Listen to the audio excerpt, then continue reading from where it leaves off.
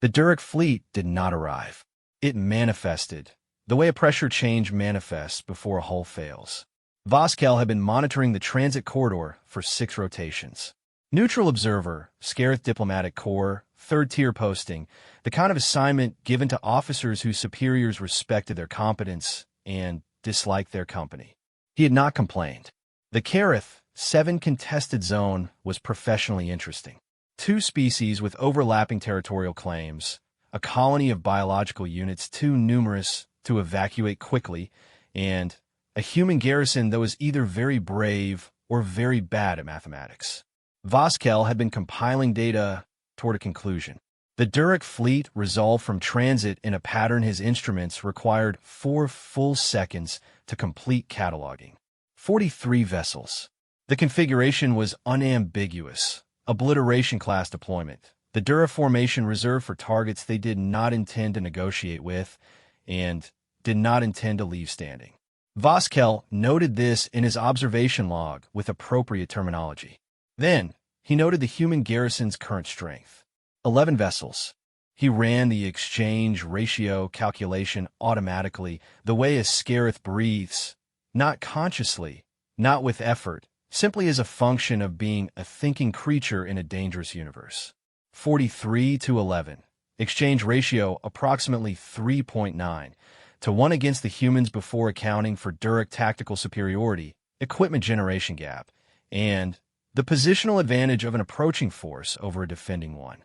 He adjusted for those variables. The number worsened. The Scarith had a word.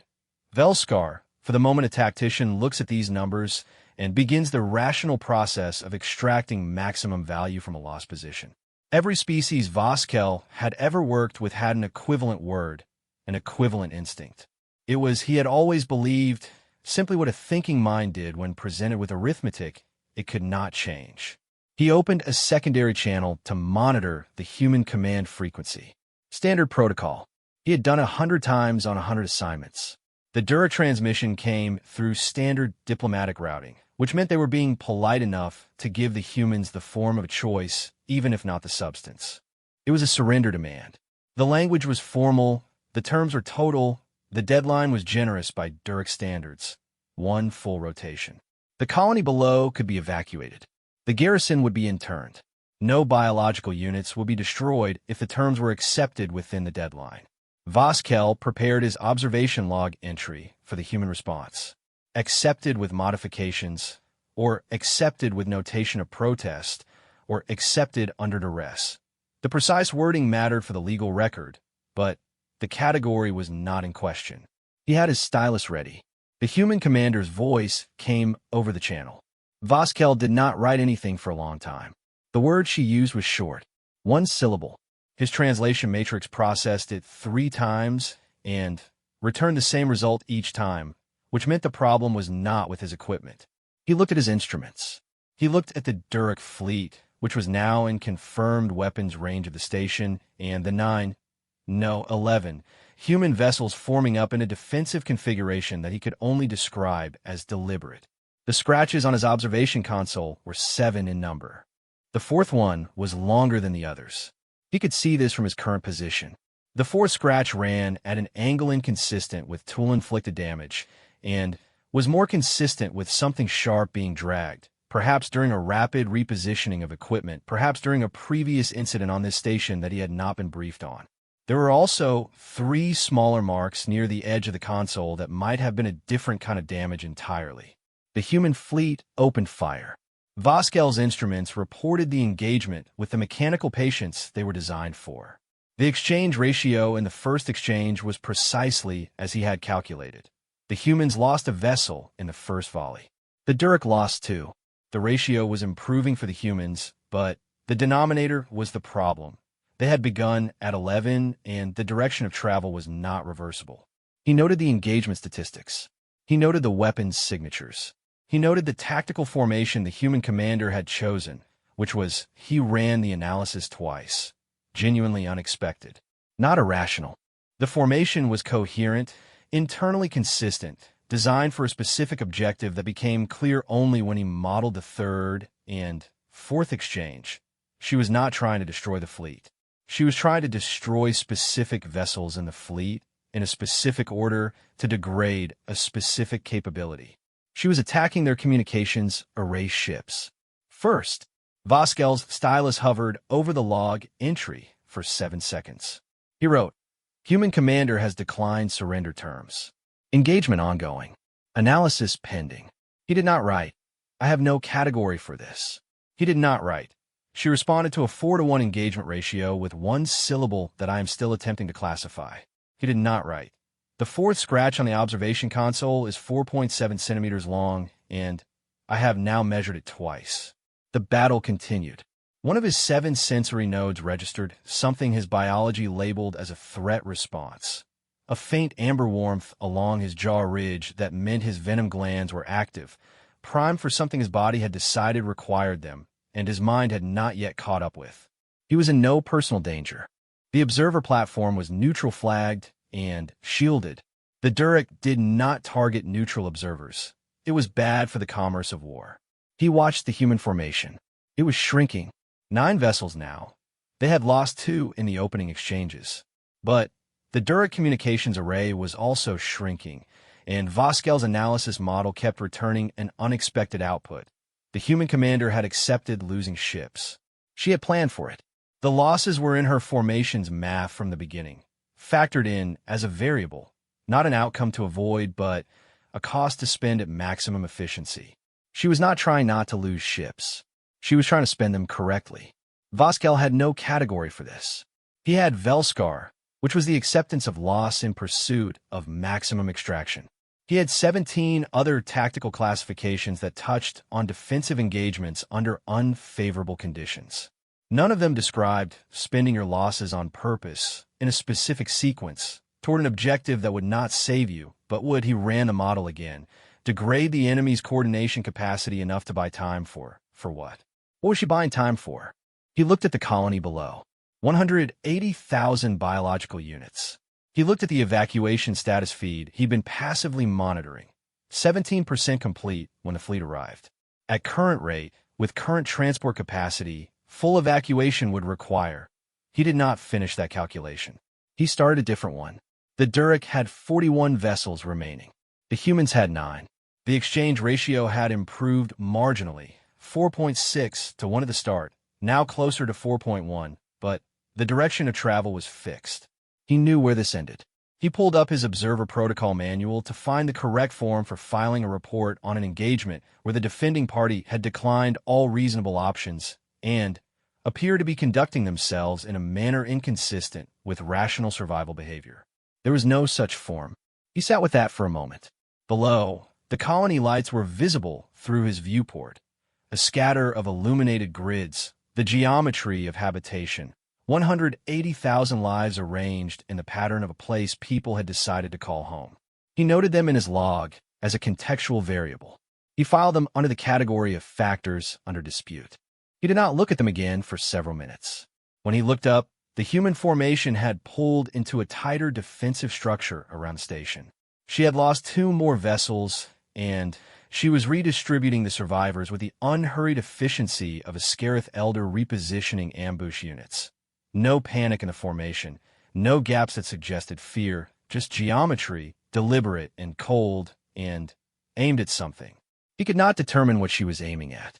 He was still trying to translate that word. His instruments were functioning perfectly. The math was not wrong. Something else was wrong, and he did not yet have a word for it. The exchange ratio after the first engagement was, by any Scarith measure, catastrophic for the humans. Ihedrika called it round 1. Voskel had been evacuated to the station during the engagement, standard neutral observer protocol, when an observation platform fell within active weapons range. The humans had taken him in without ceremony, assigned him a corridor berth, and handed him a data tablet with a station map, and the words, "Make yourself useful or stay out of the way," either works from a crew member who did not wait to see which he chose. He stayed out of the way, but he watched. The station's medical bay was operational in the technical sense, which meant it had power, and the people inside it were working, which did not mean the conditions inside it were what Voskel would have classified as orderly. There were 9 humans in various states of physical damage, burns, pressure injuries, one with a compound fracture of the upper limb that Voskel noted with involuntary biological attention because the bone was visibly displaced, and the human in question was arguing with the medic about whether she needed to be sedated. She did not want to be sedated. "I'll sleep when it's set," she said. "It's set when I say it's set," the medic said, with the tone of someone who had had this argument before. "Then, say it's set." The medic said 3 words that Voskel's translation matrix filed under affectionate profanity, which was a category he had not known existed until he began working in proximity to humans. And then she said the limb was set, and the injured human nodded and asked for a status report on her section. Voskel noted this in his log under anomalous pain tolerance, confirmed with Death World biology references. He found Hedgerika in the command corridor, not the command center. She was standing at a secondary console with a cup of something that smelled, to his chemical sensing array, like heated water, and something else, something dark and complex and faintly acidic, the kind of chemical signature his biology associated with decay products, though his database flagged it as human stimulant beverage common. She was reviewing a document. She did not appear to be in crisis. He studied her with his full sensory array. Her biochemistry was, he filtered through the data, elevated cortisol, consistent with sustained stress response. Slight elevation in what the human biological database called adrenaline metabolites, indicating a system coming down from acute activation. Heart rate within normal range. Respiratory rate slightly elevated but steady.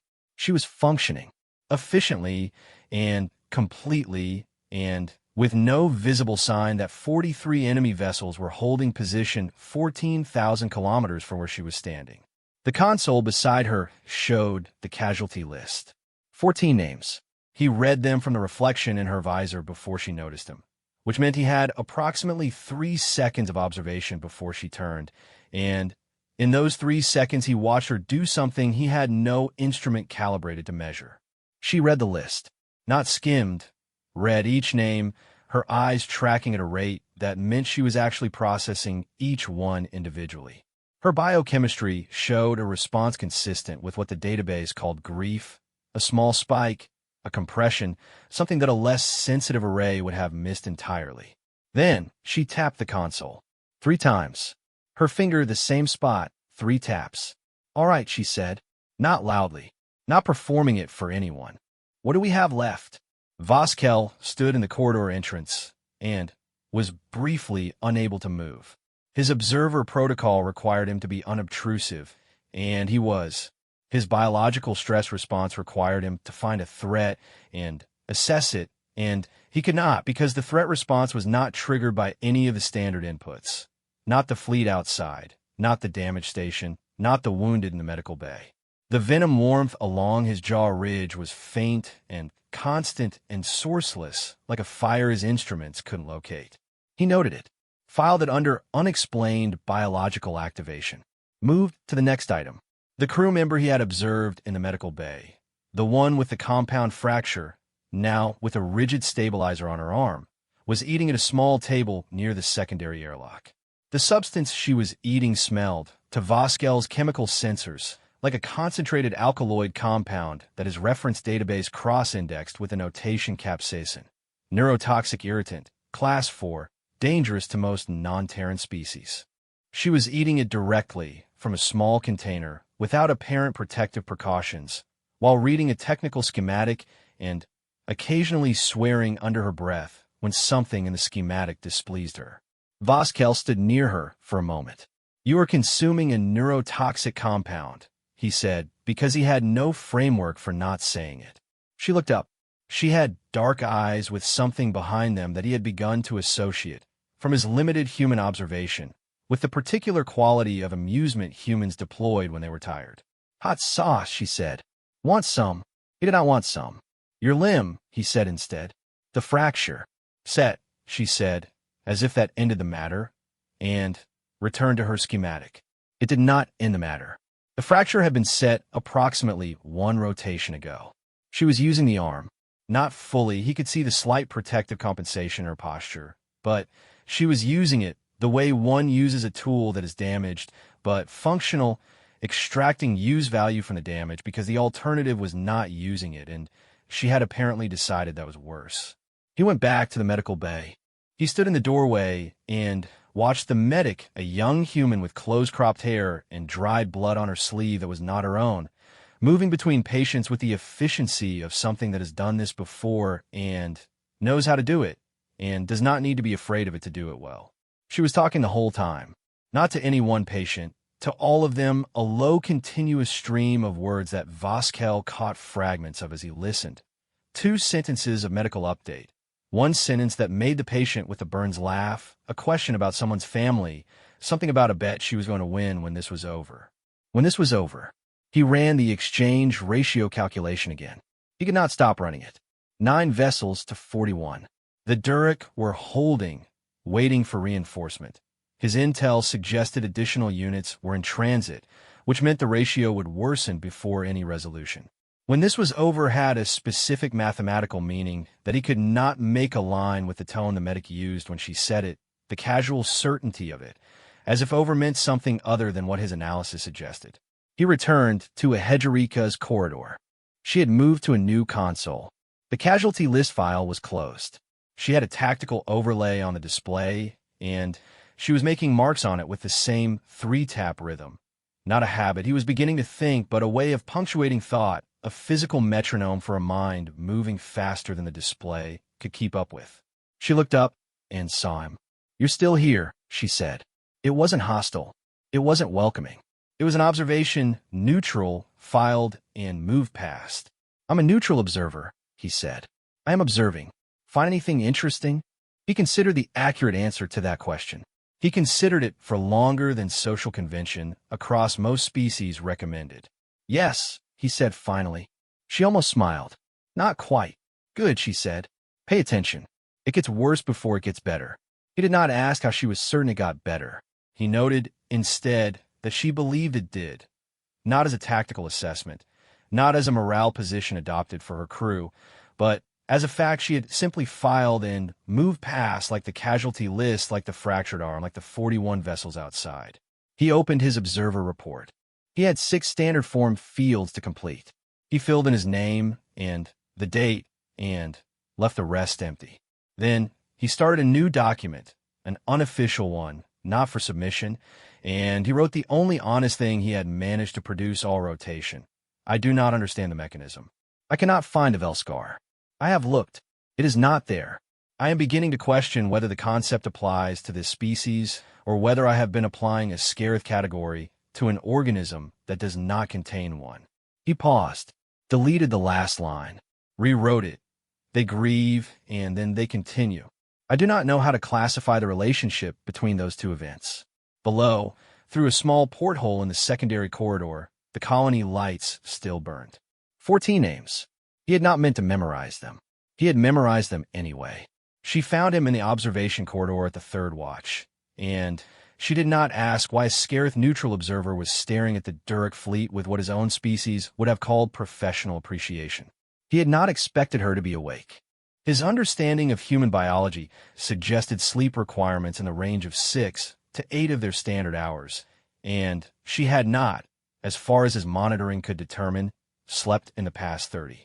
But she came down the corridor without urgency and stood beside him at the viewport and looked at the same arrangement of enemy vessels he had been cataloging for the past 2 hours, and she was quiet for long enough that he began to categorize the silence as comfortable, which was a category he had not previously applied to silences with humans. "You've been watching them," she said. "It is my function." "No, I mean you've been watching them the way I watch them." She tilted her head. "Trying to find a thing they'll do that I haven't thought of yet." He considered this.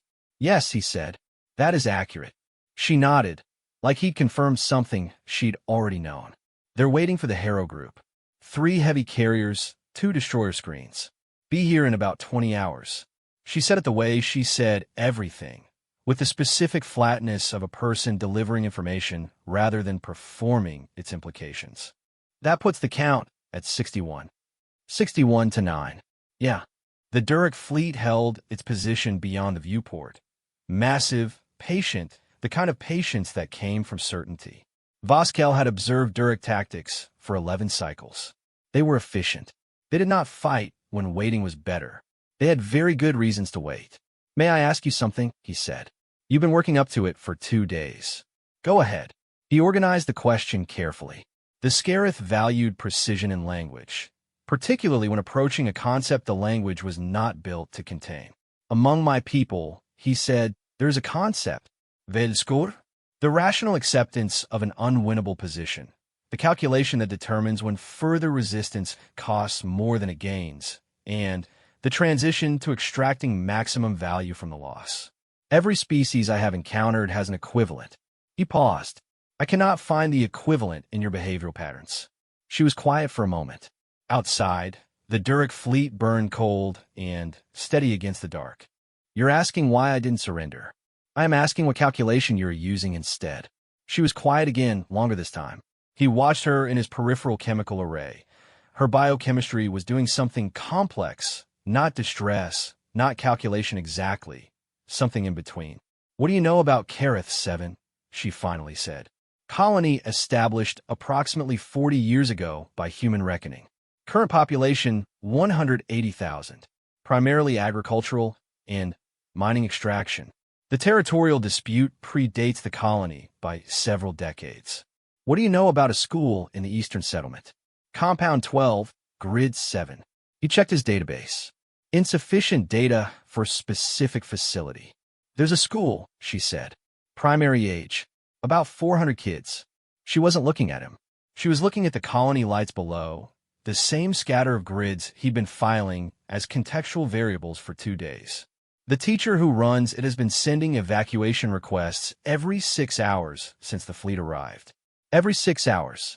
Which means she's also been running school in between the requests because the kids are still there and she doesn't have anything else to do for them except keep them busy and not scared. You process this.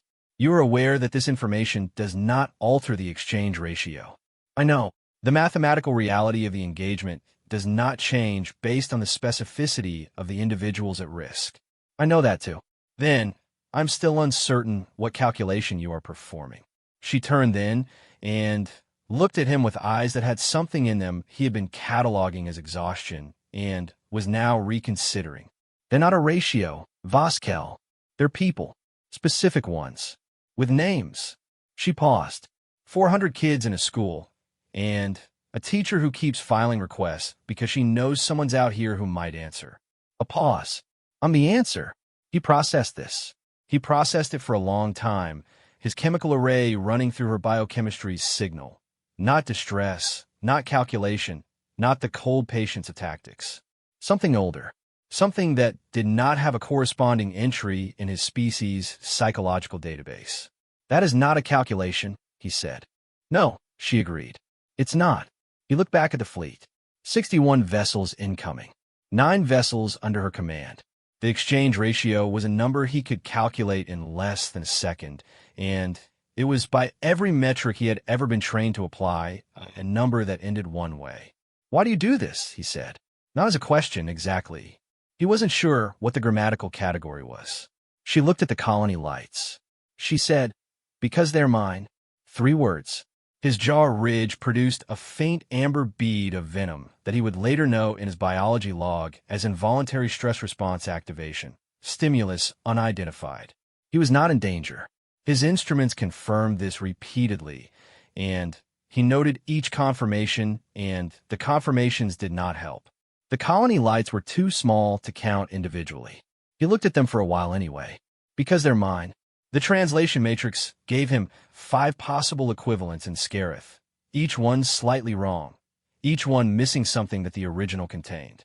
Velskar was a concept his species had evolved over millions of years of ambush predation and cold-blooded survival calculation. He reached for it now and found it, as he had been finding it for 2 days, present, functional, correctly formed, and found also that it applied to nothing in this corridor. He had a word for rational loss acceptance. He had 17 tactical frameworks for suboptimal defensive positions. He did not have a word for the thing she had just said, for the arithmetic she was performing, for the fact that their mind was for her not an emotion but a tactical statement, the most fundamental fact of her position, the load-bearing concept on which everything else was built. He would look for the word for the rest of his career. He would not find it. The Harrow Group arrives in 20 hours, he said. 19 now. She tapped the viewport frame. Once, not 3 times, a different rhythm. He noted, she had more than one. Get some sleep if you can. It's going to be complicated tomorrow. She left him in the observation corridor. He stayed for another hour, watching the fleet and the colony lights and running calculations he could not stop running and arriving at a number that did not account for the fact that 400 children had a teacher who was keeping them busy and not scared and filing requests every 6 hours because she believed someone was out here who would answer. The number was wrong. He couldn't find the error. 61-9. Voskel had the number ready before the transit signatures resolved. He did not know why he was also counting the station's emergency welding units. There were 14. He noted this, filed it, returned to the tactical overlay, which showed the Durek-Harrow Group completing its formation merge with the main fleet in a configuration that his analysis identified as final approach preparation. The specific geometry that Durek used when they had finished waiting and were transitioning to terminus operations. The communications array degradation from the first engagement had slowed their coordination, which meant the geometry was taking longer to form than standard doctrine, which had bought. He checked the evacuation status. 63%. She had bought 63%. The teacher in Compound 12 had filed 4 more requests. The last one had a different tone, shorter, less procedural, something that his translation matrix flagged as personal address rather than formal communication. He had read it twice and filed it under observer data and not looked at it again. He found Ehejerica in the maintenance bay, which was not where he had expected to find her, surrounded by crew members and a collection of equipment that his initial inventory classified as 6 atmospheric management drones, 12 maintenance crawlers, for docking assist tugs currently unlocked from their berths, an array of welding units, and approximately 900 kilograms of emergency hull patch material that someone had removed from its storage configuration and arranged in a manner that did not correspond to any emergency protocol he had studied. She was holding a technical schematic. She was talking. The crew was building something. Second tug goes here, but we're not triggering it until the 3rd exchange because if they see it move before then, they'll adjust formation and we lose the corridor. NOAC, the patch material needs to be on the exterior mount before we start, not after, because we won't have hands to spare. A pause. Voskel. He stopped in the doorway. How's your welding? He looked at the equipment. He looked at her face, which had the same quality his senior ambush instructors had worn in the final cycle before an exercise. Not excitement, not fear, the third thing that preceded both and contained both and was neither. I have not welded, he said carefully, in a professional capacity. You have the fine motor capability?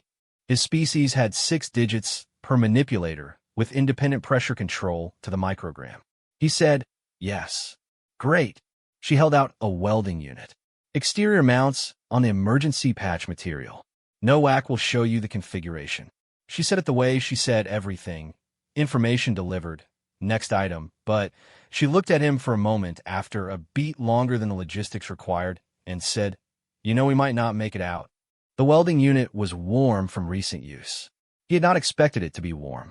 His species ran cold, 20 degrees below standard human body temperature, and the warmth transferred immediately to his grip, a foreign sensation, incorrect in a way that his sensory array kept trying to classify and couldn't.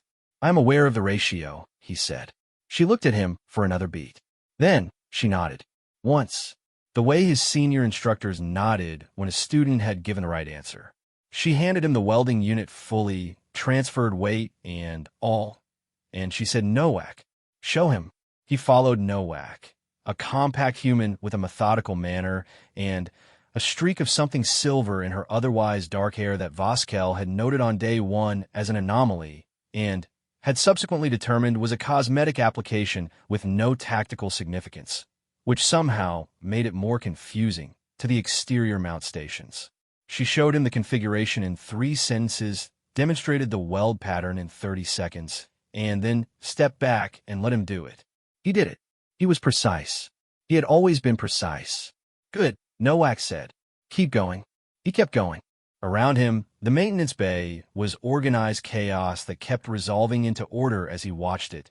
The kind of order that came from people who knew their jobs working at the edge of their capacity, which was not a frantic order, but a focused one built from components of I know what I'm doing arranged into we know what we're doing together. He had observed human crew operations before. He had filed them as efficient and moved on. He was not filing anything right now. He was welding. Across the bay, two of the human crew were arguing cheerfully about the optimal load distribution for the docking tugs, using language that mixed technical terminology with something his matrix kept tagging as informal register/humor.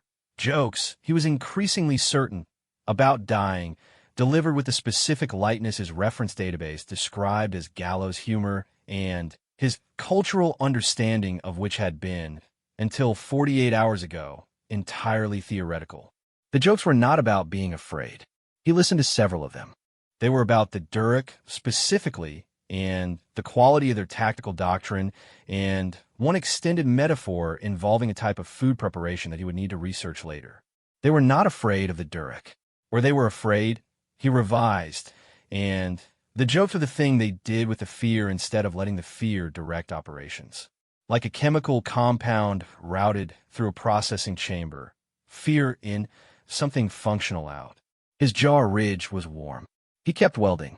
He had run the calculation 18 times in the past hour. He could not stop running it. 61-9, with a station that had been comprehensively designed as a habitat and was now being comprehensively redesigned as a weapons platform, which improved the odds in ways that his analysis model could quantify, and also in ways that it couldn't because the quantifiable improvements still left a number that ended one way, and the unquantifiable improvements were things like Ihedrika's voice saying their mind in a dark corridor, and he had no instrument to assign those a coefficient. He had caught himself 3 times in the past 6 hours, performing a calculation he did not have a name for. It was not Velskar. He knew Velskar the way he knew his own biochemistry. Intimately, correctly, with the precision of something that had been present since his first cycles of tactical training. This was not it. Velskar was about extracting maximum value from an accepted loss. This other calculation, the one he kept performing involuntarily, was about something that refused the premise. It kept looking at the 61 ships, and the 9 ships, and the 180,000 people below, and returning an output that Velskar would classify as irrational, and that some other part of his cognition was beginning to classify as the only correct answer. He completed the last exterior mount weld and stood back. Nowak inspected it without comment, which he had come to understand was a positive evaluation. He held the welding unit. It had cooled slightly, but was still warmer than his hands. He looked at the equipment around him. 14 welding units, 12 crawlers, 6 drones for tugs, 900 kilograms of hull patch material that had been storage and was now ordnance. And he thought about the moment in every ambush scenario his species had ever trained for, the moment just before the trap was set and the waiting began, when the geometry was complete and the variables were fixed, and all that remained was the execution. She had set the trap in a station that the Durek were planning to destroy, using materials that were not weapons and crew who were not enough and odds that did not work. She had set a trap. He looked across the bay at her. She was at a console, 3-tap rhythm, not looking at him. He thought, I want to see what she does next. The thought was not tactical. He noted this, filed it. It did not help. He kept the welding unit. He didn't know why. It just felt wrong to put it down. The first Durek vessel entered weapons range, and Ihedrika said, with the same voice she used to read a duty roster, all units, execute. Voskel was at the secondary tactical station. This was not a position that should have been occupied by a neutral observer, and it was not a position he had been assigned, and he had sat down at it 2 hours before the engagement began, and no one had told him to move. Nowak had leaned over once and said, You're on sensor relay. Call anything you see before I see it. And he had said yes, and that had been the entirety of his commissioning process into the Colonial Defense Force. unofficial, unrecorded, which would later create a significant administrative problem for several departments that he would take a certain satisfaction in not resolving. The battle was not what he had expected. He had expected Velskar. He had expected a last stand in the architectural sense, a defensive posture, the 9 vessels absorbing punishment until the math concluded itself. He had expected the thing rational species did when the numbers were not in their favor. Manage the loss, minimize the cost, find the value in the outcome you cannot change. The first exchange was not defensive. The human fleet hit the Dura formation before it had completed its approach geometry. Not a holding action, a strike targeted at the Harrow Group's carrier shields before they'd fully integrated with the main formation. The carriers were momentarily exposed. 2 of them took damage their doctrine hadn't positioned them to receive. Their formation split slightly, 3 degrees, not much but enough, and the docking tugs that had been locked onto the station's exterior mounts for the past 18 hours were no longer locked. Voskel had welded those mounts. He watched the tugs fire their attitude thrusters, reorienting, loaded with 900 kilograms of hull patch material packed around emergency power cells, and he thought, she planned this from the first exchange. From the moment the Durek fleet arrived, she saw the geometry they would take, and she built a trap for it, and she waited, and the wait cost her ships, and she spent them precisely, and she knew where this was going before the Durek knew they were in it. The tugs hit the exposed carrier formation. 2 carriers lost propulsion. 1 lost weapons coherence. The Durek formation compressed around the damage. Standard doctrine, close the gap, redistribute the line. And the compression was exactly what she needed because the atmosphere management drones were already moving. He watched her fight, and his chemical array was giving him data he couldn't interpret, and his jaw ridge was producing a continuous low amber gleam, and he had stopped trying to explain it to himself. She lost ships. She spent them. Methodically, precisely, never randomly. Always at the point in the exchange where the loss bought something specific. Time, position, a gap in the Durek formation that the next element of her trap required. The crew around him worked with a focus that he would later struggle to describe to his debriefers. Not frantic, not silent, the particular quality of people who are doing exactly the thing they know how to do, and doing it at the full extent of their capacity, and finding that the capacity is enough, and that enough is not a ceiling but a fire. Sensor relay, I need the 3rd destroyer screen's position, Nowak said. He gave it. He gave the next 3 before she asked for them. She didn't comment. She adjusted course. The battle reduced the human fleet. 7 vessels. Then 6. Then 5. The Durek were losing ships too. More than their doctrine accounted for. Significantly more because their doctrine was written for rational opponents, and Ehedrika was not performing Velskar, and they had no counter-doctrine for that, because why would they need one? Every species had Velskar. It was simply what thinking creatures did. His sensor array caught the colony's shield relay status. The primary relay was failing. It had taken shrapnel from a Durek through shot that had been aimed at the station and missed by not enough. He pulled the diagnostic, ran the numbers, from minutes to total failure. If the relay failed, the colony's atmospheric shield failed with it. The colony was not a space environment. The atmospheric shield was not a military system. It was the thing that kept 180,000 people from experiencing hard vacuum. 63% evacuated. 37% still on the ground. He opened a channel to Ehedrika's command console. The colony shield relay is failing. For minutes. She pulled the diagnostic herself. He watched her face on the secondary monitor. No change in expression. The same flat register, but her hands were moving before she'd finished reading, pulling up the station's transmitter array, calculating something he couldn't see the full extent of. I need the relay signal boosted through the station's transmitter, she said to no one specifically and to everyone. That buys another 20 minutes. It'll burn out the transmitter, Nowak said. Yes. A pause. On it, Nowak said. The fix required someone to be at the external transmitter junction. The transmitter junction was on the station's exterior, which was currently in the engagement envelope, which meant it was not a safe location for any biological unit. Voskel was already on his feet before he had consciously decided to stand. He reached the equipment locker, found an EVA suit, too large for his frame, made for human proportions, uncomfortable in 7 distinct ways, and he was halfway into it before Hedgerika's voice came over the internal channel. Vaskel. He stopped. I've got it, she said. Her voice had the same quality it always had. Stay on sensors. He watched her on the external camera feed. She went out alone, which was not safe, which she knew, which was not a factor in her calculation. She reached the transmitter junction in 90 seconds, moving across the station's exterior hull with the practice speed of someone who had done EVA repairs under worse conditions than this, which he no longer doubted was true.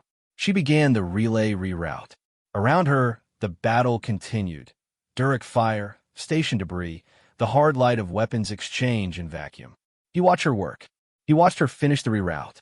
He watched the Durek destroyer, tracking a human vessel's evasion pattern, fire spread that was not aimed at her, and that she was not in the path of except that the human vessel's evasion moved it directly between her and cover, and the spread caught the station's shield emitter array, and the secondary explosion was exactly where she was not supposed to be.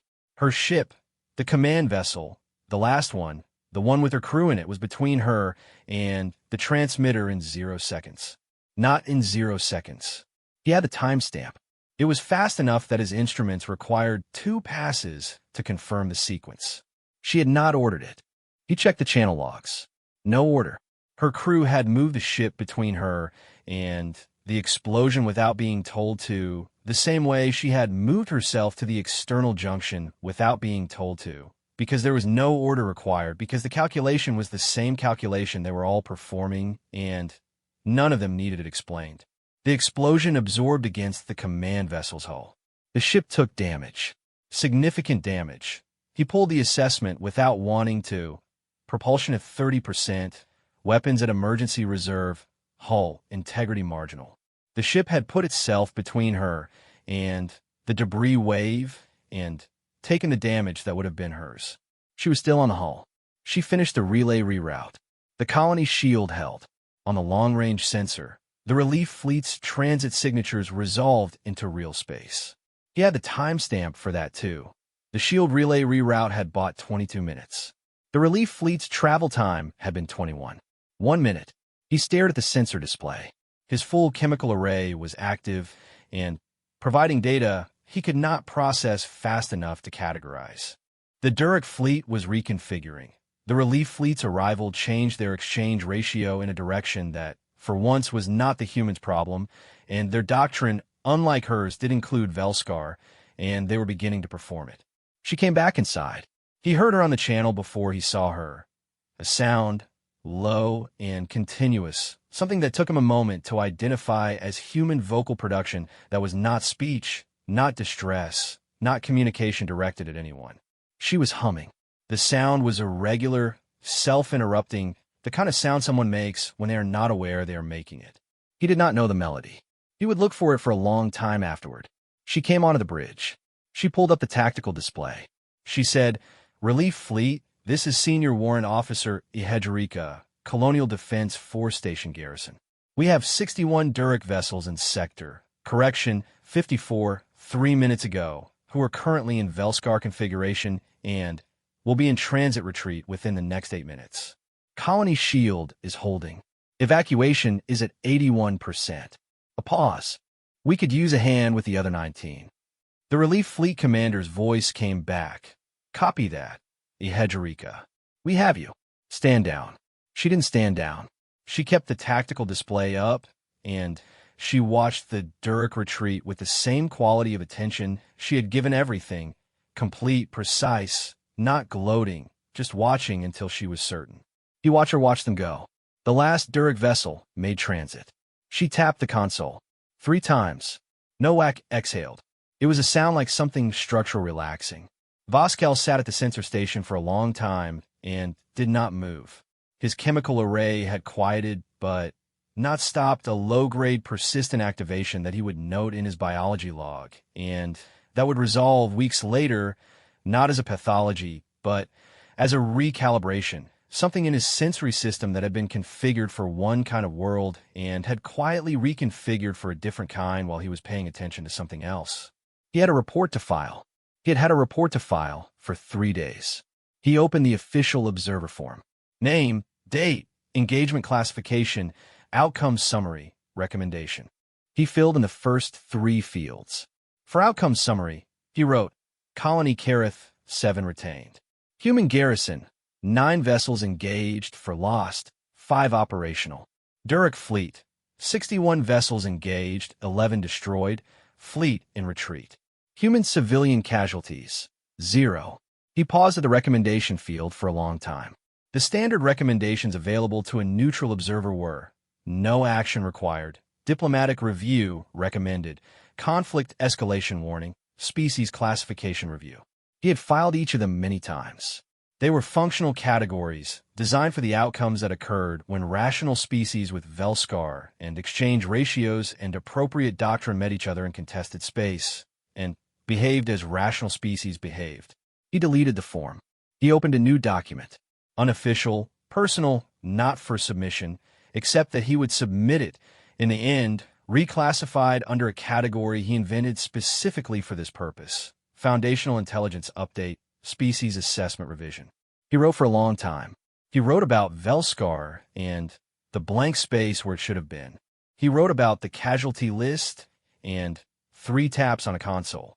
He wrote about a woman eating neurotoxic compounds after a compound fracture and asking for a status report. He wrote about a welding torch that was warm in cold hands. He wrote about 60 seconds and the ship that moved without orders and the relay reroute that held and the 19% that needed a hand. The last line took him the longest. He had never written a report that ended with anything other than analysis. He was a neutral observer. Neutrality was not a performance. It was, for the Scarith, a biological state, the ambush predator's stillness before the strike, the absence of investment in outcome. He had been neutral for his entire career.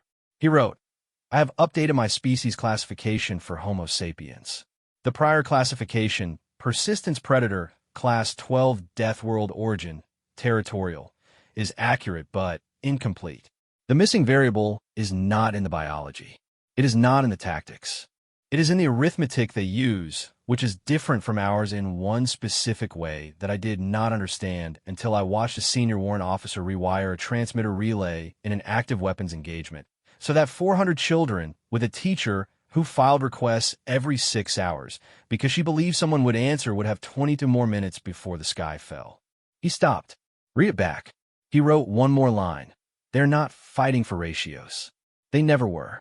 I have recalibrated accordingly. I do not expect to recalibrate again. He saved the document, closed it, opened it again, and added at the very bottom, below the official signature block, in the small notation field that was technically for administrative use, the song. Low register, irregular meter. I still don't know what it is. If anyone can identify it from the channel recording, I would like to know. He closed the file.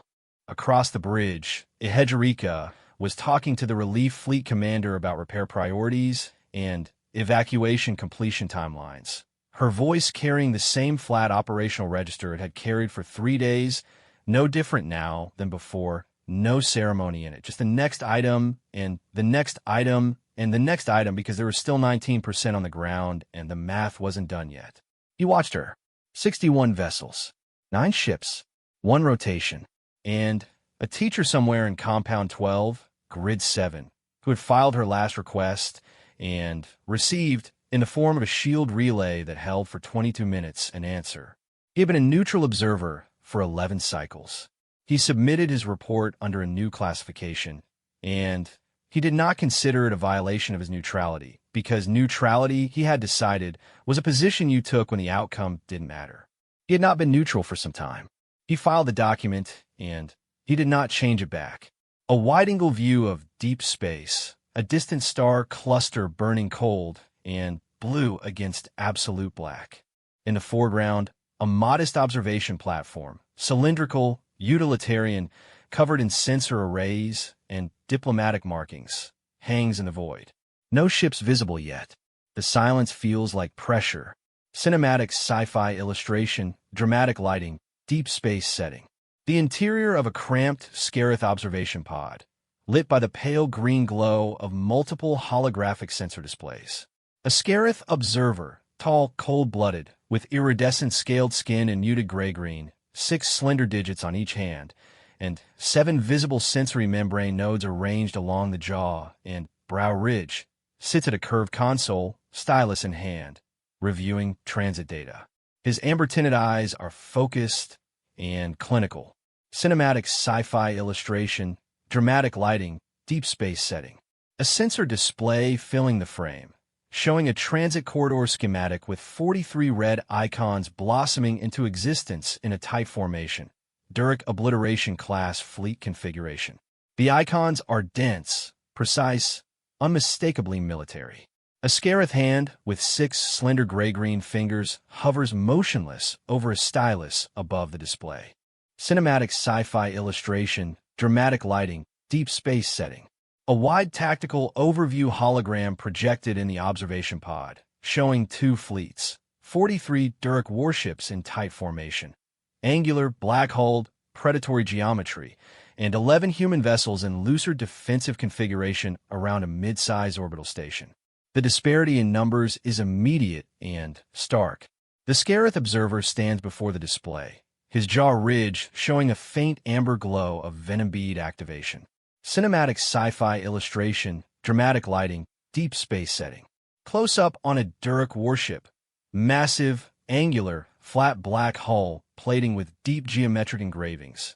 Running lights in cold red. The ship is enormous relative to the station in the background. The formation is patient, unhurried, the geometry of something that does not need to hurry. Cinematic sci-fi illustration, dramatic lighting, deep space setting. A communication console inside the observation pod, displaying a formal Duric surrender demand. Alien script, precise formatting, a countdown timer. The Scarith observer's hands are positioned to write a response log entry. Stylus ready. His posture is professional, expectant. The screen casts pale light across his gray-green face. Cinematic sci-fi illustration, dramatic lighting, deep space setting. The observation pod interior. The Scarith observer frozen mid-motion, stylus not moving. His amber eyes are fixed on the audio channel indicator, showing the human commander's transmission received. His jaw ridge shows the first faint amber bead of venom activation.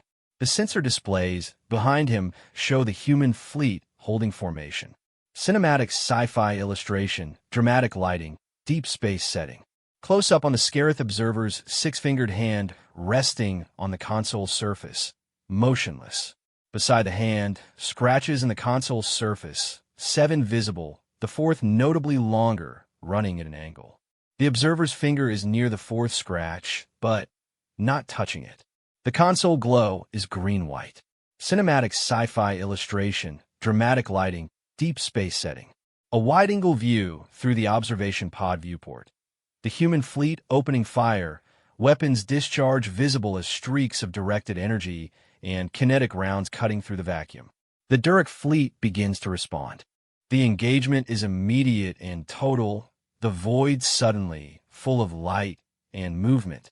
Cinematic sci-fi illustration, dramatic lighting, deep space setting. A tactical display mid-engagement showing exchange data. Human vessels. 9 remaining, 2 icons grayed out. Duric vessels. 41, 2 icons grayed out. The Scarith observer leans forward, his full sensory array active. All 7 George nodes lit with faint amber. The numbers on the display are wrong in a way he cannot explain. Cinematic sci-fi illustration, dramatic lighting, deep space setting. A holographic battle reconstruction display showing the human fleet's targeting pattern. Not spreading fire across the Duric fleet, but concentrated strikes on a specific subset of vessels, the communications array ships. Red targeting vectors converge on the same ship type in a deliberate sequence. The Scarith observer's expression is unreadable, but his posture has changed. He's sitting forward. Cinematic sci-fi illustration, dramatic lighting, deep space setting. The observation pod viewport showing the larger engagement continuing. Light, debris, the slow geometry of warships maneuvering. The Scarith observer's reflection is visible in the glass, superimposed over the battle. He is looking at the colony below, a lit grid of habitation visible against the planet's dark surface. Cinematic sci-fi illustration, dramatic lighting, deep space setting. The observation pod's formal report interface open on a screen, 6 standard fields, only name and date filled in. The remaining fields are empty. The Scarith observer's stylus rests and used beside the keyboard. The blank fields are somehow the most significant thing in the image. Cinematic sci-fi illustration, dramatic lighting, deep space setting. The observation pod interior from a distance. The Scarith observer visible as a small figure against the large viewport showing the ongoing battle. He appears still, contained, professional. The battle continues without him. His jaw ridge has a continuous amber gleam visible even at this distance. Cinematic sci-fi illustration, dramatic lighting, deep space setting. The human fleet in formation. 9 remaining vessels in a tight defensive geometry around the orbital station.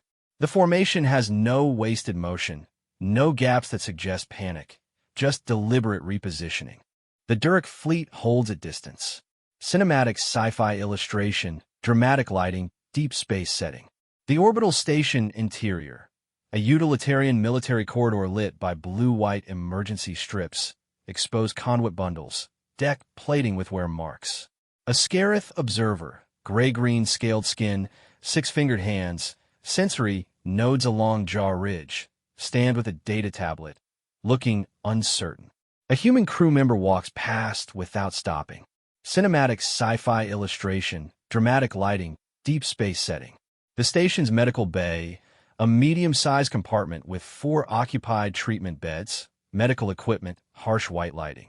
A human medic with close-cropped hair and blood-stained sleeves moves between patients.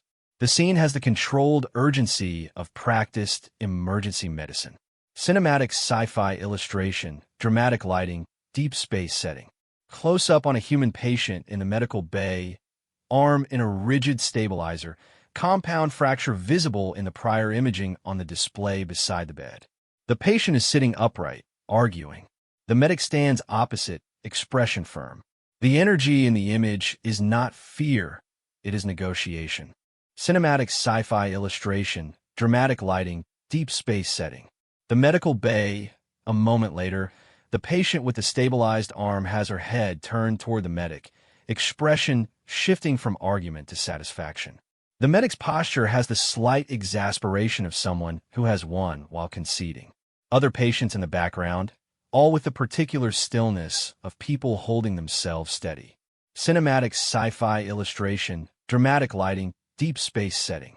A station command corridor, narrower than the main bridge, lined with secondary consoles. A human woman stands at one console, broad-shouldered, dark-skinned, wearing a Colonial Defense Force duty uniform with the insignia of a senior warrant officer. She holds a cup of dark liquid.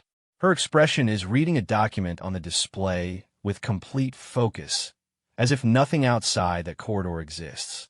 This is a Hedgerika. Cinematic sci-fi illustration, dramatic lighting, deep space setting. Close-up on the command console display showing a casualty list, 14 names in clean military font. The reflection of a human face is just visible in the console surface, looking at the list. Cinematic sci-fi illustration, dramatic lighting, deep space setting. Close-up on a Hedgerika's hand, broad, practical, a faded scar across 2 knuckles, tapping a console surface 3 times in the same spot. The motion is not dramatic. It is precise and deliberate and private. Cinematic sci-fi illustration, dramatic lighting, deep space setting. A Hedgerika at the command console, head lifted from the casualty list display, looking towards something off-frame. Her expression carries the specific quality of someone who has processed something and set it down and is moving to the next thing. The console light is the only illumination. Cinematic sci-fi illustration, dramatic lighting, deep space setting. The command corridor doorway. The Scarith observer visible in the threshold, one hand on the door frame, having stopped mid-movement. He is looking at a Hedgerika. His jaw ridge shows the faint amber of stress activation. His posture is that of a creature whose biology has registered a threat that his analysis system cannot locate. Cinematic sci-fi illustration, dramatic lighting, deep space setting. A secondary mess area near the station's airlock. A small table, utilitarian. A human crew member sits eating from a small container with a bright red label. Her arm is in a stabilizer. She reads a technical schematic on a tablet. Her posture is completely casual. The Scarith observer stands a short distance away, his expression shifting towards something that has no name in his species' emotional taxonomy. Cinematic sci-fi illustration, dramatic lighting, deep space setting. Close-up on the small container of bright red sauce on the table, the human hand lifting it toward her mouth. The Scarith observer's gray-green hand is visible at the edge of frame, not reaching for it, but present, as if caught between movement and stillness. Cinematic sci-fi illustration, dramatic lighting, deep space setting. The crew member with the stabilized arm looking up from her schematic at the Scarith observer, eyes carrying the particular dry amusement of someone who is very tired and finds something genuinely funny. She is offering the container toward him. He is not accepting it. Cinematic sci-fi illustration, dramatic lighting, deep space setting. The medical bay doorway, the Scarith observer standing in it, watching the medic move between patients. The medic is mid-motion, turning from one bed to another, speaking to someone. All the patients are visible, various states of injury, all with the same quality of containment. The Scarith observer's jaw nodes are lit. He is taking notes that he has not opened his recording device to take. Cinematic sci-fi illustration, dramatic lighting, deep space setting. The medical bay interior, the medic leaning over a patient with burn injuries on the face and neck, adjusting a dressing. The patient is laughing at something she just said. The medic's expression is the precise blend of professional focus and genuine warmth. The Scarith observer is visible in the background, motionless. Cinematic sci-fi illustration, dramatic lighting, deep space setting. Ihejirika's command corridor. She has moved to a new console, tactical overlay active on the display, marked with formation annotations in multiple colors. Her finger is mid-tap on the console surface, the 3-tap rhythm caught in the first beat. The Scarith observer is visible in the corridor behind her, approaching. Cinematic sci-fi illustration, dramatic lighting, deep space setting. Ihejirika and the Scarith observer facing each other in the command corridor, a beat of genuine eye contact. She is not hostile. He is not frightened. The space between them contains something that neither species' social protocols were designed for. Cinematic sci-fi illustration, dramatic lighting, deep space setting. Close-up on the unofficial observer report document on the Scarith's personal device. 2 sentences visible, the second one a partial erasure, and, rewrite, they grieve, and then they continue. I do not know how to classify the relationship between those 2 events. Cinematic sci-fi illustration, dramatic lighting, deep space setting. A small porthole in the station's secondary corridor. Beyond it, the planet's surface visible, the colony lights burning in a regular grid against the dark. The lights are small and specific. The Scarith observer's reflection is faint in the glass. Cinematic sci-fi illustration, dramatic lighting, deep space setting. A long-range sensor display showing the Duric fleet holding position, patient, unmoving, the geometry of something waiting. Transit vectors in a different sector of the display show incoming signatures, the Harrow group, still hours away. The Scarith observer studies this display from close range. Cinematic sci-fi illustration, dramatic lighting, deep space setting. The station's observation corridor, a slightly wider passage with a full-length viewport panel showing open space and the distant Duric fleet. The Scarith observer stands at the viewport alone at third watch, lit by the cold starlight, studying the fleet with the focused attention of a professional. His silhouette against the stars is angular and still.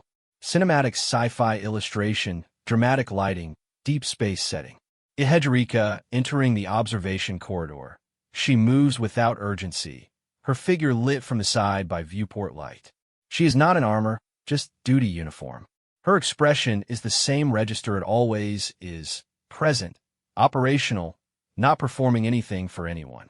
Cinematic sci-fi illustration, dramatic lighting, deep space setting. Ihejirika and the Scarith observer standing side by side at the viewport, both looking out at the same fleet. They are not looking at each other. The silence between them has a specific quality, not awkward, not tense, just two observers observing the same thing. The Durek fleet glitters cold and patient beyond glass. Cinematic sci-fi illustration, dramatic lighting, deep space setting. The viewport view showing the Durek fleet in its holding formation, a precise arrangement of 43 warships, not aggressive, not passive, simply waiting. The patience in the image is the patience of things that do not doubt the outcome. Cinematic sci-fi illustration, dramatic lighting, deep space setting. Close-up on the Scarith observer's face in three-quarter profile as he formulates a careful question. His George nodes are calm, more calm than they've been since the fleet arrived. His expression has the quality of someone approaching something large and fragile with appropriate care. Cinematic sci-fi illustration, dramatic lighting, deep space setting. The observation corridor, the Scarith observer presenting the Velskar concept to a Hedgerika, his six-fingered hands making a small explanatory gesture. His posture is the Scarith posture for precise communication, slightly forward, nodes stilled. She is listening without moving. Cinematic sci-fi illustration, dramatic lighting, deep space setting. Hedgerika looking out the viewport at the colony lights on the planet below, her expression carrying something that is not calculation. The lights are small and regular. She is not looking at them as variables. Her hands are at her sides. Cinematic sci-fi illustration, dramatic lighting, deep space setting. The planet's surface visible through the viewport, a grid of colony lights in the eastern hemisphere, one cluster slightly brighter than the others. In the area that would be Compound 12, Grid 7. The viewer is small. The lights are specific. The Scarith observer's reflection overlaps them faintly in the glass. Cinematic sci-fi illustration, dramatic lighting, deep space setting. Close-up on the Scarith observer's jaw ridge. 4 of the 7 sensory nodes producing a visible amber bead of venom at the same moment, a synchronized involuntary response.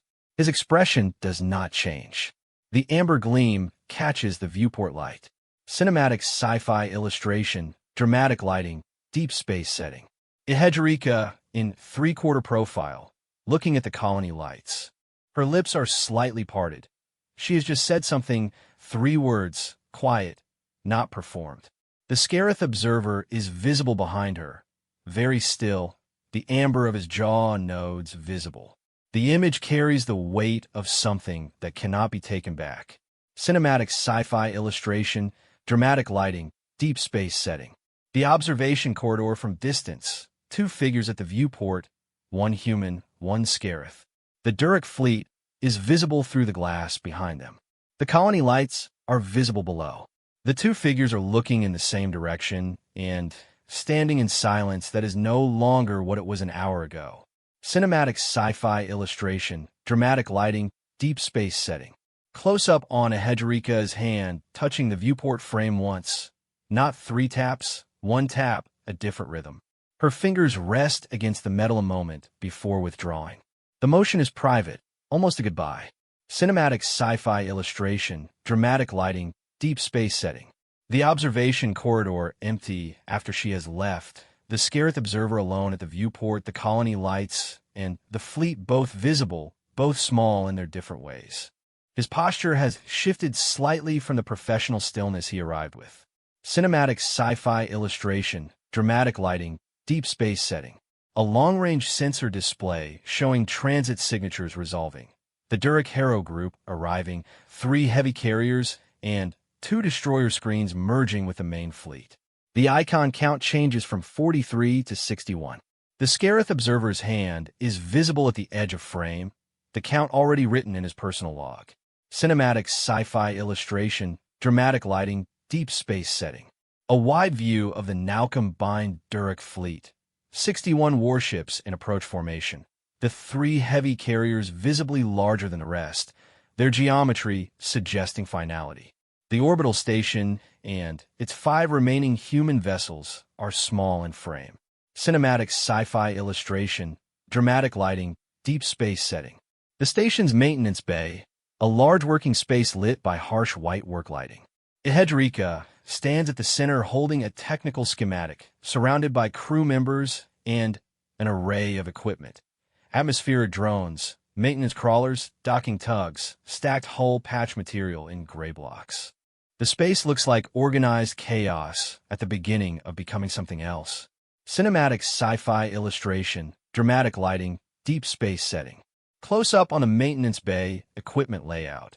4 docking tugs in their berths, hull patch material stacked in gray-white blocks beside them. Welding units arranged in a row. The components are civilian, industrial, not military. Their arrangement is deliberate.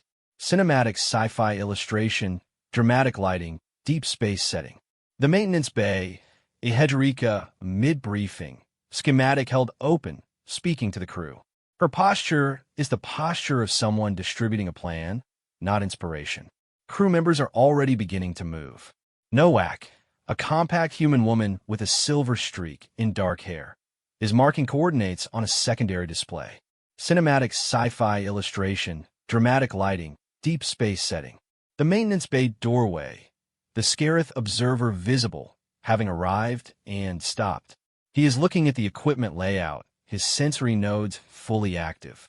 His expression has the quality of someone seeing a trap in the moment before it closes from the inside. Cinematic sci-fi illustration, dramatic lighting, deep space setting. Ehedrika holding out a welding unit toward the Scarith observer. The tool is warm, its surface showing use marks. Her expression is the expression of someone delegating a task. The observer's 6-fingered hand is reaching for it. Cinematic sci-fi illustration, dramatic lighting, deep space setting. Close-up on the welding unit being transferred from Ehedrika's hand to the Scarith observer's. Human hand warm and dark, Scarith hand cool and gray-green. 6 fingers closing around the tool's grip. The size difference between the hands is visible. The warmth of the tool is implied in the Scarith observer's posture. Cinematic sci-fi illustration, dramatic lighting, deep space setting. Ehedrika facing the Scarith observer directly in the maintenance bay. She has said something that is not a tactical statement. Her expression is the expression of a person giving another person a true piece of information about the situation they are in. He is receiving it. Cinematic sci-fi illustration, dramatic lighting, deep space setting. Ehedrika nodding once at the Scarith observer. The nod of an instructor confirming a correct answer. No more elaborate than that. She is already turning back to the work. Cinematic sci-fi illustration, dramatic lighting, deep space setting. The Scarith observer following Nowak through the maintenance bay. Nowak leading, moving with the efficiency of someone who has done this type of work before, the observer following with his welding unit held carefully. The bay activity continues around them. Cinematic sci-fi illustration, dramatic lighting, deep space setting. Close-up on Nowak's hands demonstrating a weld pattern on an exterior mount bracket. Her movements are precise, economical, the demonstration of someone who knows exactly what they're doing and is communicating it without performance. The bracket is visible in the foreground. Cinematic sci-fi illustration, dramatic lighting, deep space setting. The Scarith observer performing a weld, 6-fingered hands positioned correctly, the welding unit making a thin blue-white line on the mount bracket. His posture is focused. The weld is precise. Nowak observes from behind without intervening. Cinematic sci-fi illustration, dramatic lighting, deep space setting. Wide shot of the maintenance bay in full work mode. Multiple human crew members at different stations, drones being loaded, crawlers being programmed, tugs being configured. The atmosphere is focused and specific, the kind of ordered intensity that belongs to people doing exactly what they know how to do. The Scarith observer welds in the background. Cinematic sci-fi illustration, dramatic lighting, deep space setting. 2 human crew members in the maintenance bay, side by side at a tug loading station, arguing animatedly. Both are smiling. The body language is the body language of a debate about a technical problem that they are enjoying the debate of. Equipment and starfield visible around them. Cinematic sci-fi illustration, dramatic lighting, deep space setting. The maintenance bay, the Scarith observer pausing between welds. He holds a unit in both hands, looking across the bay at Ehedrika at her console. His jaw ridge shows a continuous low amber. He is not moving. The welding unit is still warm. Cinematic sci-fi illustration, dramatic lighting, deep space setting. The maintenance bay from a high angle. The full layout visible. Drones, tugs, patch material, crew, Scareth observer at exterior mounts. From above, the arrangement begins to look less like a maintenance operation and more like a weapon in the process of being assembled from civilian components. Cinematic sci-fi illustration, dramatic lighting, deep space setting. Close-up on the Scareth observer's hands holding the finished welding unit. The tool slightly cooler now, but still warmer than his cold-blooded grip expects. His fingers are wrapped around it in the way one holds something one has decided not to put down. Cinematic sci-fi illustration, dramatic lighting, deep space setting. Ihedrika at the maintenance bay console, 3-tap rhythm. Not looking up, she's reviewing the trap geometry on a tactical overlay. The bay activity continues around her. She's the still point of it. Cinematic sci-fi illustration, dramatic lighting, deep space setting. The Durek fleet on a long-range display. 61 vessels now in final approach formation. The geometry shifting from waiting into motion. The heavy carriers are moving forward. The approach vectors are precise, unhurried, the vectors of something that expects no resistance. Cinematic sci-fi illustration, dramatic lighting, deep space setting. The station bridge, full crew at stations, emergency lighting supplementing normal illumination, giving the space an amber-red tint. Nowak is at the navigation console. Other crew at tactical and engineering. The Scareth observer sits at the secondary sensor station. His presence is anomalous, and everyone has decided not to address it. Cinematic sci-fi illustration, dramatic lighting, deep space setting. Close-up on Ihedrika at the command station. She is looking at the tactical display, the approach vectors live and updating. Her hands are resting on the console. She is still. Everything around her is about to move. Cinematic sci-fi illustration, dramatic lighting, deep space setting. The tactical display showing the first Durek vessel crossing into weapons range. A red threshold line, a single icon crossing it. The timestamp is visible.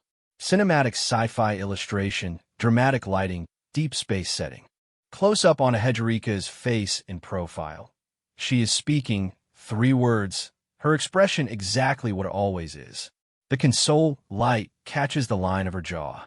Cinematic sci-fi illustration, dramatic lighting, deep space setting. Wide space view.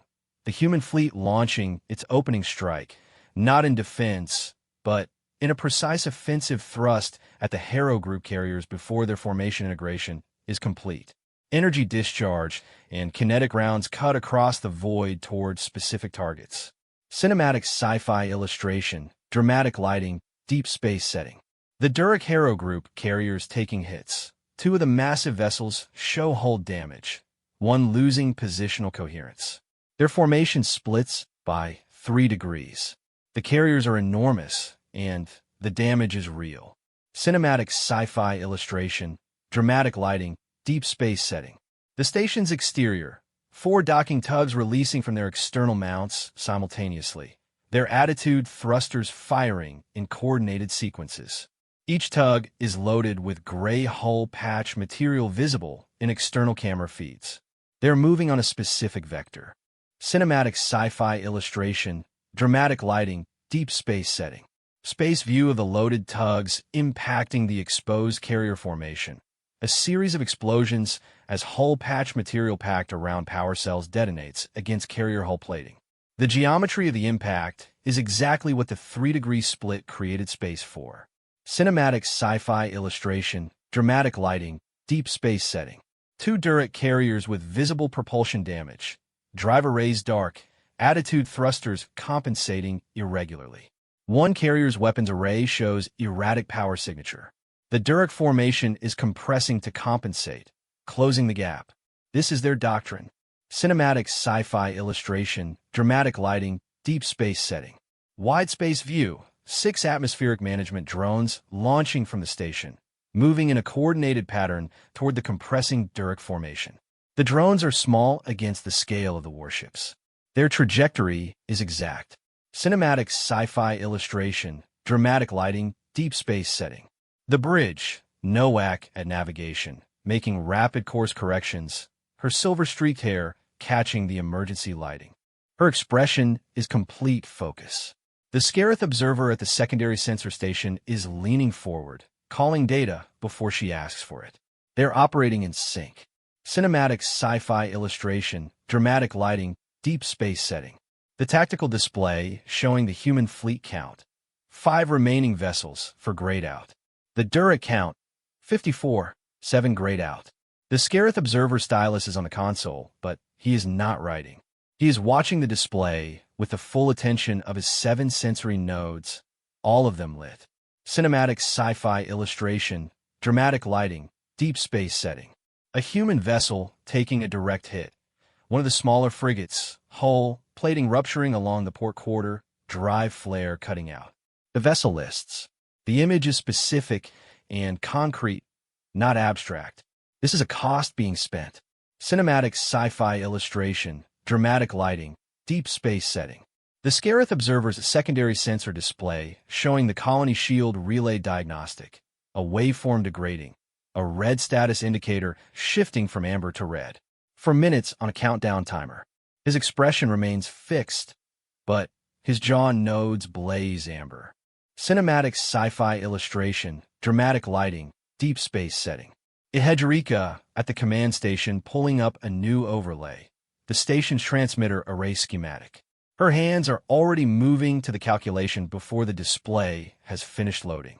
The speed of her problem solving is visible in the economy of her motion.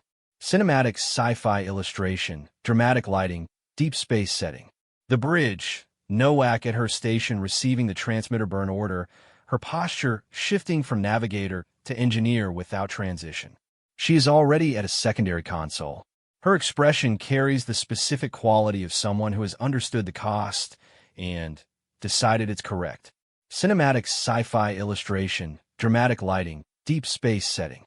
The station's equipment locker corridor. The Scarith observer has an EVA suit out, wrestling it over his non-human proportions. The suit is clearly designed for humans and does not fit correctly. He is determined. Cinematic sci-fi illustration, dramatic lighting, deep space setting. The Scarith observer half-suited, stopped by Ihedrika's voice on the intercom. He is looking at the ceiling speaker, one arm in the suit, and one out, his expression caught between motion and stillness. Cinematic sci-fi illustration, dramatic lighting, deep space setting. The secondary monitor feed on the Scarith observer's console showing the external camera. Ihedrika in a full EVA suit moving across the station's exterior hull, lit by the hard light of weapons exchange around her. She is moving with the efficiency of someone who has done this before and is not afraid of having done it before. Cinematic sci-fi illustration, dramatic lighting, deep space setting. External station view. Ihedrika on the hull, reaching the transmitter junction housing, a recessed panel on the station's exterior. Her figure is small against the station's bulk. The battle continues around her in the background. Cinematic sci-fi illustration, dramatic lighting, deep space setting. Close up on the transmitter junction, Ihedrika's gloved hands opening the access panel, moving to the relay connections inside. The panel is lit by her suit lights. Her motions are precise and fast. Around her, a debris field from the ongoing battle is visible. Cinematic sci-fi illustration, dramatic lighting, deep space setting. Wide space view. A Durek destroyer's weapons spread cutting across a trajectory that intersects with where Ihedrika is working. The geometry is wrong. The spread is not aimed at her. Cinematic sci-fi illustration, dramatic lighting, deep space setting.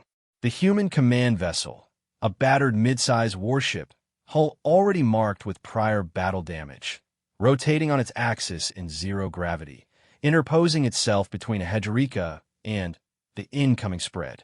The motion is instantaneous, without warning. Cinematic sci-fi illustration, dramatic lighting, deep space setting. The command vessel taking the explosion, shield flare across the hull, secondary debris washing over the port quarter. The ship holds together. Ihedrika's position on the hull, now behind the ship's mass, is unharmed. The vessel's status display would show propulsion 30%, weapons emergency reserve, hull integrity marginal. Cinematic sci-fi illustration, dramatic lighting, deep space setting. External camera view, Ehedrika on the hull, turning briefly toward the ship that just moved for her. She looks at it for a moment. Then, she turns back to the transmitter junction and finishes the reroute. Cinematic sci-fi illustration, dramatic lighting, deep space setting. A station system's display showing the colony shield relay status, the degrading waveform stabilizing, the countdown resetting to 22 minutes. The transmitter array is burning out in real time on the adjacent diagnostic. Both things are happening simultaneously. Cinematic sci-fi illustration, dramatic lighting, deep space setting. The long-range sensor display. New transit signatures resolving at the edge of the sector. The relief fleet's icons are different from the Dirk ones. The timestamp is visible. The colony shield timer shows 16 minutes remaining. Cinematic sci-fi illustration, dramatic lighting, deep space setting. Wide space view. The relief fleet dropping from transit a significant force, their formation coherent and purposeful. In the foreground, the Dirk fleet's geometry is already beginning to change. Compression, reorientation, the tactical language of species performing Velskar. Cinematic sci-fi illustration, dramatic lighting, deep space setting. The Dirk fleet reconfiguring into transit preparation formation. The massive warships adjusting position, their approach vectors reversing. The carriers that were advancing are now withdrawing. The fleet is performing an orderly retreat, which is doctrine, which is rational, which is what every rational species does when the ratio changes. Cinematic sci-fi illustration, dramatic lighting, deep space setting. The station bridge interior. Ehedrika is back inside. EVA suit still on, standing at the command station. She is looking at the tactical display. The Dirk are leaving. The crew around her, Nowak, others are still at their stations. The atmosphere is not celebration. It is the specific quality of people coming down from something very large. Cinematic sci-fi illustration, dramatic lighting, deep space setting. Close-up on Ehedrika's face, she is looking at the display showing the last Dirk vessel entering transit. Her expression carries the same register it always has. She is watching until she is certain. Cinematic sci-fi illustration, dramatic lighting, deep space setting. The last Dirk vessel disappearing from the tactical display, its icon transitioning from solid to ghost to absent. The display is suddenly less crowded. Cinematic sci-fi illustration, dramatic lighting, deep space setting. Close-up on Ehedrika's hand on the command console. 3 taps. Deliberate, quiet, the same 3 taps. Cinematic sci-fi illustration, dramatic lighting, deep space setting. Nowak at her navigation station. She exhales, her posture releasing tension that she has been holding for 3 days. Her eyes are closed for a moment. The silver streak in her hair catches the light. Cinematic sci-fi illustration, dramatic lighting, deep space setting. The station bridge from a wide angle. Crew members in various states of decompression, some with heads down, some exchanging words. The Scarith observer sits at the secondary sensor station, motionless, not part of the human moment, but present in it. His jaw ridge shows only the faintest amber now. Cinematic sci-fi illustration, dramatic lighting, deep space setting. The secondary sensor station. The Scarith observer looking at his sensor display, which now shows the relief fleet moving into sector. The human fleet icons, 5 remaining, are stationary. His stylus is in his hand. He has not opened the official observer form. Cinematic sci-fi illustration, dramatic lighting, deep space setting. Close-up on the official observer form on the Scarith's display. Name, date, engagement classification filled in. Outcomes summary. 7 lines of precise military data. The recommendation field is empty. His cursor is in it. Cinematic sci-fi illustration, dramatic lighting, deep space setting. The observer form being deleted, the screen clearing, the cursor moving to a new blank document. The Scarith observer's expression is the expression of someone who has decided to say something true. Cinematic sci-fi illustration, dramatic lighting, deep space setting. The new unofficial document forming on the screen. The first lines of a report that does not fit any existing category. The Scarith observer writes without stopping, his six-fingered hands moving steadily.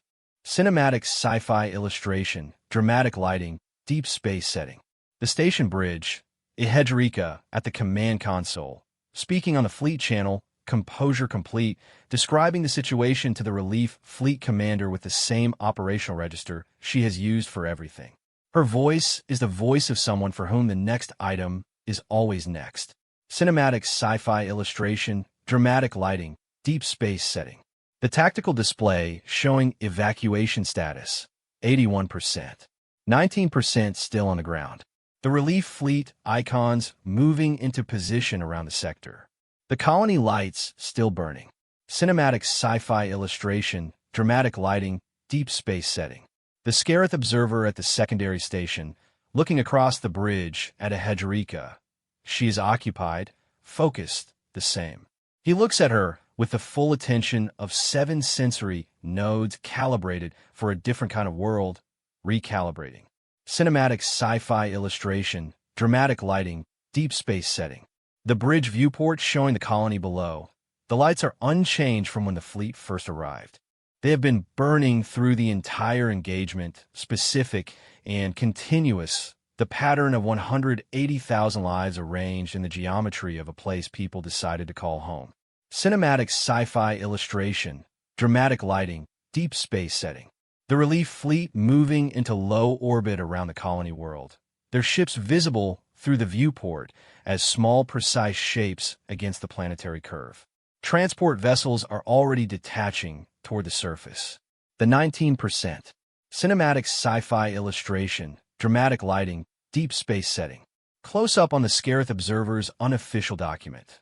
The last line before the administrative notation field. They are not fighting for ratios. They never were. I have recalibrated accordingly. I do not expect to recalibrate again. The cursor blinks after the period. Cinematic sci-fi illustration, dramatic lighting, deep space setting. The station bridge, Ihedrika moving away from the command console, finally, to speak to a crew member about repair priorities. She is the same as she was before the engagement began. She has not been changed by what happened. This is the most significant thing in the image. Cinematic sci-fi illustration, dramatic lighting, deep space setting. The secondary sensor station, the Scarith observer screen showing the completed unofficial report, the administrative notation field at the bottom containing one final sentence about a song with low register and irregular meter. His finger is on the submit key. Cinematic sci-fi illustration, dramatic lighting, deep space setting. Wide shot of the station bridge. The full scene, the surviving crew at their stations or moving between them. The relief fleet visible through the viewport, the colony lights visible below that, the tactical displays showing a sector that now belongs to the humans and their allies. The Scarith observer is a small gray-green figure at the secondary station, watching. Cinematic sci-fi illustration, dramatic lighting, deep space setting. The station corridor, the Scarith observer walking slowly away from the bridge, the welding unit from the maintenance bay still in his hand. He has not returned it. He is looking at it. Cinematic sci-fi illustration, dramatic lighting, deep space setting. Close-up on the welding unit. It has cooled now, fully, to room temperature, which is close to the Scarith observer's body temperature. He holds it loosely. It carries scuff marks, and one new weld residue mark from the exterior mount work he performed. Cinematic sci-fi illustration, dramatic lighting, deep space setting. The observation corridor. The Scarith observer has returned to the viewport. Outside, the sector has changed. Relief fleet, colony lights, the ghosts of departed warships in debris patterns. He stands the same way he stood when Ihedrika found him here, but he is not the same. Cinematic sci-fi illustration, dramatic lighting, deep space setting. Close-up on the Scarith observer's jaw ridge. All 7 sensory nodes showing a steady, very faint amber. Not the alarm amber of the engagement. Something else. Something that his biology is producing in response to a stimulus it has never encountered before and is in the process of learning to recognize. Cinematic sci-fi illustration, dramatic lighting, deep space setting. The viewport, the colony below, the lights still burning in their grid. In the Scarith observer's reflection in the glass, his expression is visible, not confusion, not analysis. Something quieter. Something his species did not have a word for before this rotation, and may not have one for after. Cinematic sci-fi illustration, dramatic lighting, deep space setting. Final image, the observation corridor from outside. Visible through the viewport glass from the station's exterior perspective, the Scarith observer's silhouette inside, against the light, holding the welding unit, looking out at the colony below. Beyond him, through the viewport on the other side of the corridor, the stars. Everything is very still. Cinematic sci-fi illustration, dramatic lighting, deep space setting.